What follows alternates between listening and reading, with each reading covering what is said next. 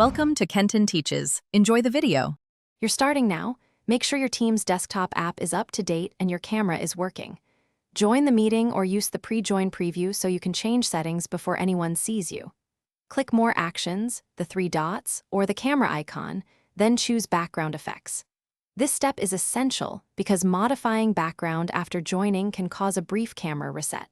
Once done, you'll see available backgrounds and the blur option ready to apply. Now select Blur from the Background Effects list. It's the only built-in method that softly obscures everything behind you without replacing the scene. Preview your video to confirm the blur level and check that hair, glasses, or fine edges aren't unnaturally cut off. If lighting is poor, move a light source toward your face. That improves edge detection. When satisfied, click Apply or Apply and Turn on video so the blurred background goes live for all meeting participants. To finish, verify the blurred background remains stable during the meeting.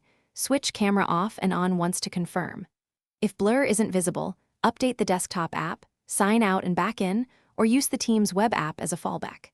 Make sure OS camera permissions allow Teams to access the camera, since that blocks background effects. If you see artifacts or freezing, restart Teams and retest in a short call. Troubleshooting this way resolves most remaining issues quickly.